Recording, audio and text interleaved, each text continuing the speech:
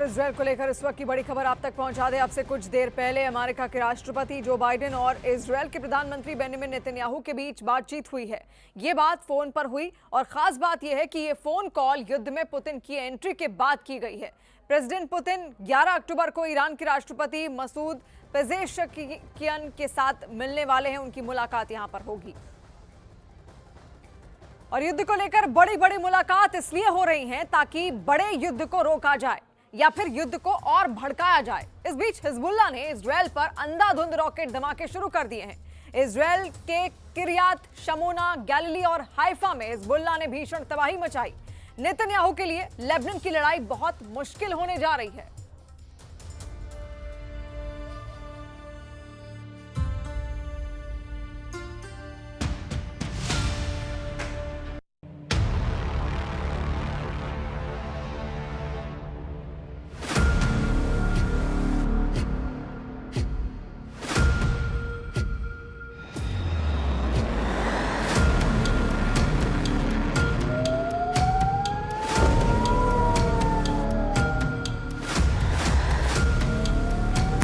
इंसानों की यहाँ कोई भी साथ नहीं है।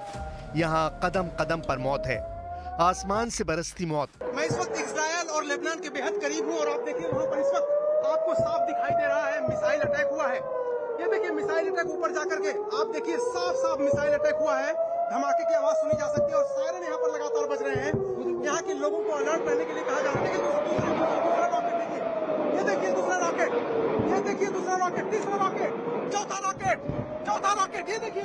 ये देखिए एक साथ कई रॉकेट के हमले बहाली कर रहे हैं और लगातार देखिए ये रिहायशी इलाकों में धमाके हो रहे हैं। तस्वीरों में देखिए हिजबुल्लाह सिर्फ युद्ध में मार नहीं खा रहा, इजराइल को मार भी रहा है, तबीयत से मार रहा है। ये देखिए दूसरा रॉकेट, ये देखिए दूसरा रॉकेट, तीसरा रॉकेट, चौथा रॉकेट। मार इतनी भयानक है कि उसका trailer news 18 India reporter Arun Singh और वीडियो जर्नलिस्ट राकेश नेगी ने कैमरे में कैप्चर की है। ये शोर सुनिए, रॉकेट की रफ्तार देखिए, फिर धमाके का असर खुद ब खुद समझ सकेंगे। कलेजा थर्रा देने वाले दृश्य अब इजराइल में दिख रहे हैं।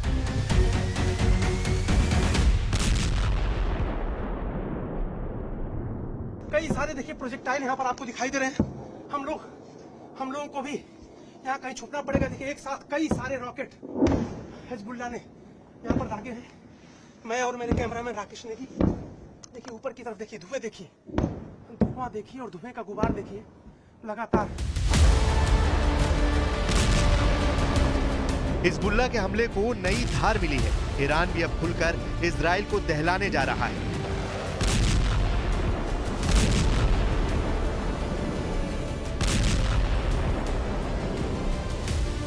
वजह, ईरान को अब एक ऑर्डर पर मिलेगा हर हथियार। खामनेई की डिमांड पर रातों रात मिलेगी हाइपरसोनिक मिसाइल।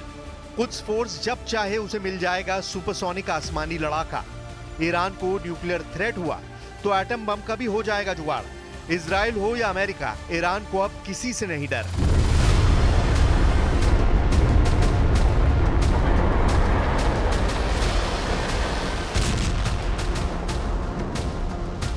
ईरान कभी भी इजराइल से नहीं डरा। ईरान ने हर बार इजराइल के हमले का जवाब दिया। ईरान ने बम के बदले मिसाइल से दहलाया। लेकिन अमेरिका के वॉर जोन में आने के बाद से ईरान की जमीन खिसक गई थी। ईरान को सुपर पावर के जंगी बेड़े डरा रहे थे। ईरान को न्यूक्लियर बमों से लोडेड फाइटर जेट से बचने का कोई रास्ता ही नहीं मिल रहा था।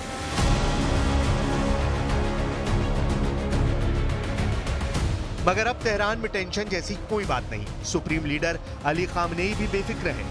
वजह है मॉस्को से हुआ एक ऐलान। ईरान को रूस से क्या क्या गारंटी मिली है, डिटेल व्हाइट हाउस तक पहुंच गई है, जिसके चलते करीब एक हफ्ते से नेतन्याहू से बातचीत नहीं कर रहे प्रेसिडेंट जो बाइडेन ने फटाफट मीटिंग फाइनल कर ली है। यानी 2 हॉटलाइन एक्टिव है 24/7।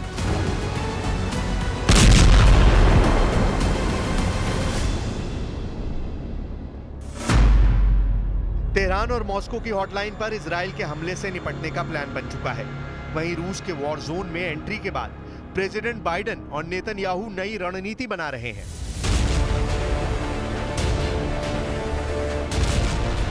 लीडर्स की वॉर प्लानिंग से अलग युद्ध के मैदान में खून खराबे की लिमिट क्रॉस होती जा रही है। हिजबुल्लाह के रॉकेट धमाके हाइफा में हाहाकार मचा रहे हैं।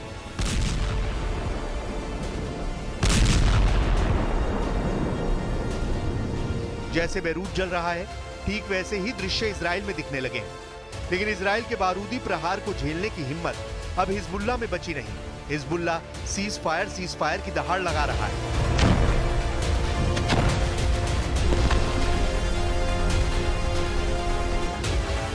मगर इजराइल का मकसद साफ है, हिजबुल्लाह, हमास, हूती के साथ इन सब के अघोषित आका ईरान की तबाही। אנחנו משנים את המציאות מקצה אל קצה. וכל העולם משתאה מהמכות שאתם מנחיתים על אויבינו, ואני מצדיע לכם ואומר לכם, אתם דור הניצחון. יחד נילחם ויחד ננצח, בעזרת השם. जबकि युद्ध में इजराइल को भी भारी कीमत चुकानी पड़ रही है। हिजबुल्लाह लड़ाके इजराइल को घर में घुसकर दहलाने लगे हैं। यह हाइफा सिटी का हाल है। हिजबुल्लाह आर्मी ने हाइफा में रॉकेट धमाके की झड़ी लगा रखी है।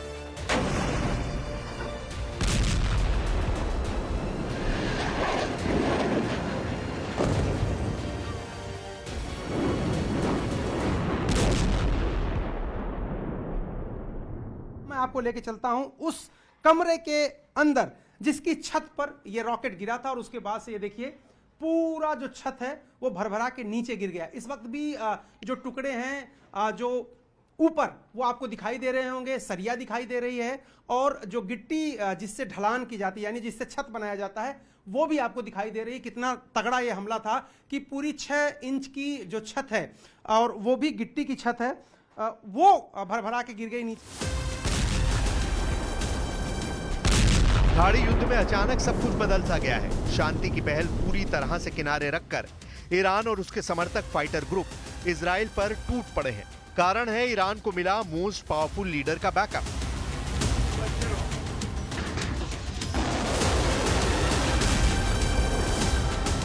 दुनिया भर के अखबारों ने प्रेसिडेंट पुतिन की तुर्कमेनिस्तान में एक मीटिंग की खबर को छापा है, जिसमें वो ईरान के राष्ट्रपति मसूद पेजेश्कियान से 1-to-1 मीटिंग करने जा रहे हैं। मीटिंग का बहाना तुर्कमेन कवि की स्मृति में आयोजित एक समारोह को बनाया गया है। पुतिन पेजेश्कियान अमेरिका के खिलाफ मजबूत फ्रंट तैयार करने को लेकर वॉर प्लान तैयार करेंगे। दूसरी तरफ पुतिन के इजराइल के पीएम बेंयामिन नेतन्याहू से हाल फिलहाल मुलाकात की अभी कोई योजना नहीं। पुतिन से मीटिंग फाइनल होने के बाद से ईरान के हौसले बुलंद है। ईरान के राष्ट्रपति अब खुल्लम खुल्ला वॉर क्राइम के लिए इजराइल के साथ अमेरिका को कोसने लगे हैं।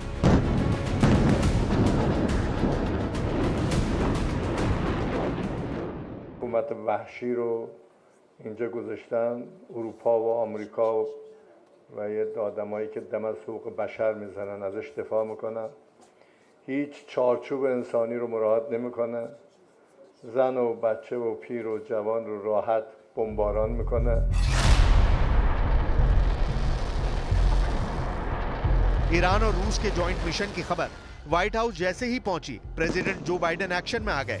इजराइल मीडिया रिपोर्ट में दावा किया गया है कि बाइडेन ने नेतन्याहू से फोन कॉल पर लंबी चर्चा की है। इस बातचीत में खाड़ी युद्ध में आए बड़े ट्विस्ट पर सबसे ज्यादा जोर दिया गया है। अमेरिका फिलहाल ईरान पर हमले से नेतन्याहू को बचने पर जोर दे रहा है, जबकि नेतन्याहू हर हाल में ईरान को 200 मिसाइल का जवाब देने पर अड़े हैं। लेकिन इजराइल ने हमला किया तो प्रेसिडेंट पुतिन ईरान की हर तरह से मदद के लिए मजबूर हो जाएंगे, क्योंकि ईरान ने रूस यूक्रेन युद्ध में पुतिन को सबसे ज्यादा मदद पहुंचाई है।